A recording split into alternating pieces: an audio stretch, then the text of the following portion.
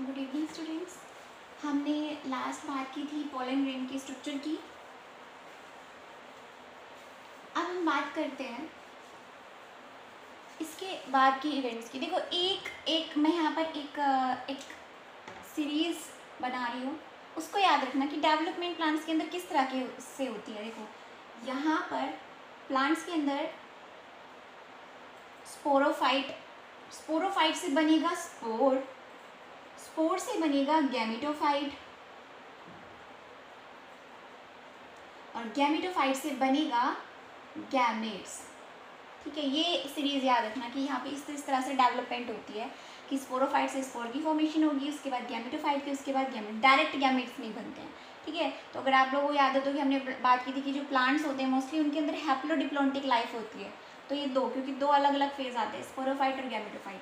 ठीक है, तो अब अगर आप लोगों को याद हो तो हमने बात की थी कि पोलन ग्रेन बन चुका है, माइक्रोस्पोर जिसको बोलते हैं, यानी कि स्पोर की फॉर्मेशन हो चुकी है। स्पोरोफाइट से स्पोर की फॉर्मेशन हो चुकी है, माइक्रोस्पोर, पोलन ग्रेन, स्पोर ही है पोलन ग्रेन। ठीक है, अब नेक्स्ट स्टेज आएगी गैमेटोफाइट की डेवलपमेंट, उसके बाद गैमेट्स की डेवलपमेंट। ठीक है, तो गैमेटोफाइट जो प्लांट्स के अंदर जो गैमेटोफाइट स्टेज आती है ना, वो बहुत ही शॉर्ट होती है, बहुत छोटी सी होती है in comparison to the sporophyte. Sporophyte काफी लंबी स्टेज होती है, गैमेटोफाइट बहुत छोटी सी स्टेज होती है। ठीक है, और ये क्या होती है, प्रिकॉशियस होती है। अब इस वर्ड पे ध्यान देना, प्रिकॉशियस मतलब प्री, पहले से ही, कि यहाँ पर हम लोग मेल गैमेटोफाइट की बात कर रहे हैं। ठीक है, मेल गैमेटोफाइट की डेवलपमेंट प्लांट्स के अंदर प्रिकॉशियस होती है, मतलब पहले से ही डेवलपमेंट होने लग जाती है उनकी पॉलिनेशन से पहले। मतलब जब वो पॉलन सैक के अंदर होते हैं, ये वाली स्ट्रक्चर बनाई थी ना हमने,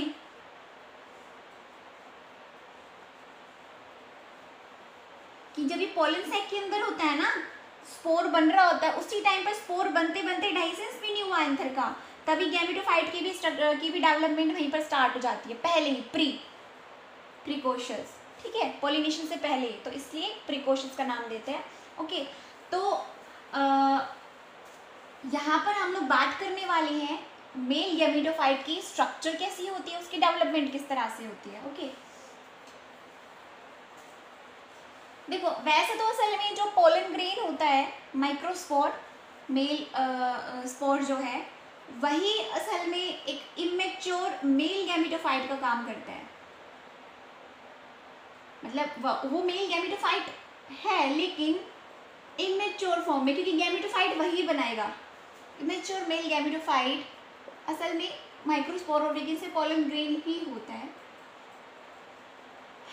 ओके, अब क्या होता है, याद होगा पोलन ग्रेन की स्ट्रक्चर बनाई थी हमने कुछ इस तरह की, उसके ऊपर हमने एग्जाइन बना दिया था, इंटाइन एग्जाइन, कि उसके अंदर क्या होती है, एक सेल। ठीक है, हमने बोला वन सेल स्टेज होती है, मैंने आपको बताया था बाद में, लेकिन कई स्पीसीज के अंदर वो बाद में डिवाइड करते हैं। तो अब क्या होता है, इसके अंदर वैक्यूल है, वैक्यूल, और ये ट्यूब न्यूक्लियस। अब क्या होता है, ये वैक्यूल धीरे धीरे साइज में बढ़ने लग जाता है, exine and this is intine. ये तुम्हें पता ही है, पोलन ग्रेन की आउट कवरिंग होती है, आउटर कवरिंग। तो ये धीरे धीरे वैक्यूल साइज में इंक्रीज होने लग जाता है, और क्या कर देता है, जब ये साइज में इंक्रीज हो जाता है तो क्या करता है, ये जो ट्यूब न्यूक्लियस है साइज में इंक्रीज होगा वैक्यूल, और साथ के साथ में यहाँ पर एक छोटा सा माइटोटिक डिवीजन भी हो जाएगा, जिसकी वजह से ये प्रोटोप्लाज्म डिफरेंशिएट कर जाएगा। ठीक है, इस तरह से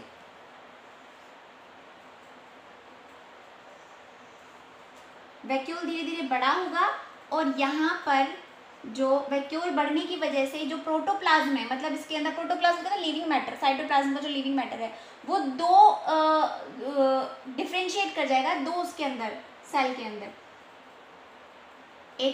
एक को नाम देंगे, मतलब समझ रहे हैं ना मेरी बात को, कि वैक्यूल धीरे धीरे साइज में इनलार्ज करता है, और एक सेल इसमें ट्यूब न्यूक्लियस में माइटोटिक डिवीजन होती है, और यहाँ पर दो सेल आ जाती हैं, और वैक्यूल उसको साइड में कर देता है बिल्कुल, और यहाँ पर कैलोस डेवलप हो जाता है, जिससे इसकी जो वॉल है, इसकी जो आउटर कवरिंग है, मतलब इंटाइन से चिपके ना, सेपरेट रहे। ठीक है, तो ये यहाँ पर दो सेल बन जाती है, एक का नाम क्या होता है, वेजिटेटिव सेल, दो सेल यहाँ पे बनी माइटोटिक डिवीजन से, तो वेजिटेटिव सेल और एक का नाम देते हैं हम लोग जनरेटिव सेल। तो भाई ये तो सीधी सीधी सी बात यहाँ पे दिख रही होगी कि नाम से पता चल रहा है कि वेजिटेटिव सेल जो जनरेटिव सेल को न्यूट्रिशन प्रोवाइड करेगी, इसलिए नाम है वेजिटेटिव, और जनरेटिव नाम से पता चल रहा है कि यही जनरेट करेगी। ठीक है, तो वैक्यूल ने इसको साइड कर दिया है, वैक्यूल जैसे इंक्रीज होता है ना इसको साइड कर देता है, बिल्कुल इसे चिपका देता है। ठीक है, और ट्यूब न्यूक्लियस के माइटोटिक डिवीजन होने की वजह से यहाँ पर एक और सेल बनी है, ये जनरेटिव सेल इसी में से बनी है माइटोटिक डिवीजन होके। ठीक है, तो वेजिटेटिव सेल, जनरेटिव सेल और वैक्यूल तो हमारे पास है ही। ओके, तो ये जो कंडीशन है ये पॉलिनेशन से पहले की है, मतलब ये जो मैं बता रही हूँ इवेंट ये प्री पॉलिनेशन इवेंट है, मतलब इतना डेवलपमेंट इनके अंदर पॉलिनेशन से पहले ही हुआ है। ठीक है, जितना भी होता होगा ज़्यादातर के अंदर, ज़्यादातर मतलब 60% एंजियोस्पर्म्स के अंदर जो पॉलन ग्रेन होता है वो 2 सेल्ड स्टेज में होता है, 2 सेल्ड स्टेज में, मतलब 2 सेल, एक वेजिटेटिव सेल एक जनरेटिव सेल, ज़्यादातर 60% एंजियोस्पर्म्स में।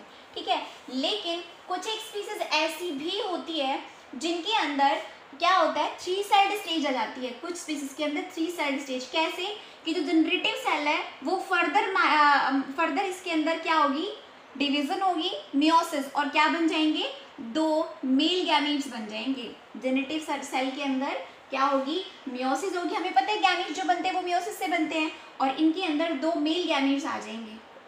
तो एक मेल गैमीट एक तरह से एक सेल को रिप्रेजेंट करता है, तो 2 तो मेल गैमीट ही हो गए और एक वेजिटेटिव सेल हो गया, तो 3 सेल स्टेज आ गई।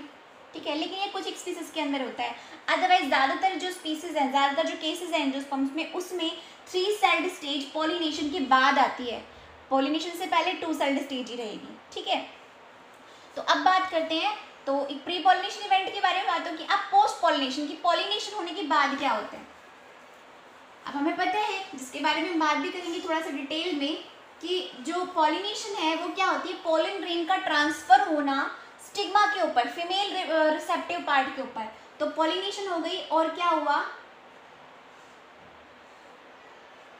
दिस इज द स्टिग्मा, ये आ गया पोलन ग्रेन। पोलन ग्रेन के अंदर क्या क्या है, ट्यूब न्यूक्लियस और जनरेटिव सेल। ठीक है, अब जब इस पोलन ग्रेन को, this is the pollen grain, इस पोलन ग्रेन को सेम स्पीसीज का स्टिग्मा मिल जाए तभी डेवलपमेंट करेगा, क्योंकि इनके अंदर कुछ कंपैटिबिलिटी रिएक्शन होती है कि अगर सेम स्पीसीज की हैं तो वो अपने कुछ केमिकल्स को रिकॉग्नाइज कर लेंगे और तभी पोलन ग्रेन से पोलन ट्यूब की फॉर्मेशन होगी, अदरवाइज वरना तो किसी भी पोलन ग्रेन उड़ के किसी भी स्टिग्मा के ऊपर जा सकता है। ठीक है, लेकिन पोलन ट्यूब तभी बनेगी जब सेम स्पीसीज का स्टिग्मा उसको मिलेगा। ठीक है, तो जब ये पॉलिनेशन होती है तो क्या होता है, जो पोलन ट्यूब, पोलन ग्रेन का जो आउटर पार्ट है, जो जर्म पोर है, याद होगा ना जर्म पोर होती है जहाँ पर एग्जाइम प्रेजेंट नहीं होता है और वो वहाँ पर जनरली वो इंटाइन की बनी होती है, वो क्या करते हैं वहाँ से निकल जाती है, मतलब जो इंटाइन है ये तो हो गई enzyme, intine further development start कर देती है और पोलन ट्यूब बना लेती है। तो ये पोलन ट्यूब बनती कैसे, ऐसी थोड़ी ना हो जाती, यहाँ पर ये कुछ सिक्रीट करता है हाइड्रोलिटिक एंजाइम और पैक्टिनेज, जो स्टिग्मा की बॉल को क्या कर देती है, रप्चर कर देती है, अपने सिक्रीशन से खत्म कर देते हैं, यहाँ से डिसइंटीग्रेट कर देती हैं, और ये पोलन ट्यूब फर्दर डेवलप हो जाती है। किससे, ये पोलन ट्यूब, ध्यान रखना किससे बनी है पोलन ट्यूब, पोलन ट्यूब की जो फॉर्मेशन है वो किससे हुई है भाई, इंटाइन से हुई है, ध्यान रखना, क्योंकि ये जर्म पोर, ये पोलन ट्यूब बनी कहाँ से, जर्म पोर से, और जर्म पोर या फिर जर्मिनल फ्लोर वो किससे बनती है, इंटाइन से। ठीक है, स्ट्रक्चर आप लोग याद कर लो जब पोलन ग्रेन की। और ये डेवलपमेंट फर्दर करती कैसे है भाई, डेवलपमेंट कोई भी है, अभी ये लिविंग चीज़ चल रही है तो उसको कोई ना कोई न्यूट्रिशन चाहिए, तो ये न्यूट्रिशन कैसे लेती है, यहाँ पर जो स्टिग्मा के ये जो स्टाइल है ना, यहाँ पे जो भी प्रेजेंट होता है न्यूट्रिशन इसको खाती चलती है और तब फर्दर डेवलपमेंट करती है। अब क्या होगा, जैसे ही डेवलपमेंट होगी तो ट्यूब न्यूक्लियस भी डिसेंड हो जाएगा यहाँ पर नीचे, ट्यूब न्यूक्लियस, और साथ के साथ जनरेटिव सेल भी डिसेंड हो जाएंगी, और जैसे ही जनरेटिव सेल डिसेंड होंगी वैसे ही क्या बना लेंगी, यहाँ पर मियोसिस से मेल गैमेट्स, कितने, 2 मेल गैमेट्स, यहाँ पर 2 मेल गैमेट्स बना लेंगी ये। ठीक है, साथ के साथ मियोसिस करके, और ट्यूब न्यूक्लियस का काम, और वैक्यूल भी डिसेंड कर जाएंगे। इन ट्यूब न्यूक्लियस का काम क्या होता है, जो मेल गैमेट्स की जो डेवलपमेंट हो रही है उनके लिए नरिशमेंट प्रोवाइड करना, और उसके बाद जब डेवलपमेंट हो जाती है तो यहाँ पर ये क्या कर जाते हैं, डिसइंटीग्रेट। ठीक है, तो अब हमारे पास एक ज़्यादातर जो एंजियोस्पर्म्स के अंदर होता है, अब कितनी स्टेज आ चुकी है, 3 सेल स्टेज, 2 मेल गैमेट्स और एक ट्यूब न्यूक्लियस, जो पॉलिनेशन के बाद ही बनती है। ठीक है, तो अब यहाँ पर ये स्टेज आने के लिए यहाँ पर क्या हुआ है, क्या हुई है, 2 तो माइटोसिस हुई है और एक मियोसिस हुई है। मेल गैमेट्स बनने के लिए मियोसिस हुई है और माइटोसिस जनरेटिव सेल जो ट्यूब न्यूक्लियस से बनी थी। ठीक है, बात क्लियर है, तो यानी कि 3 सेल स्टेज आ गई है। ओके, तो ये हमारा प्री पॉलिनेशन, पॉलिनेशन से पहले जो इवेंट होता है और पोस्ट पॉलिनेशन उसके बाद जो होता है। ओके,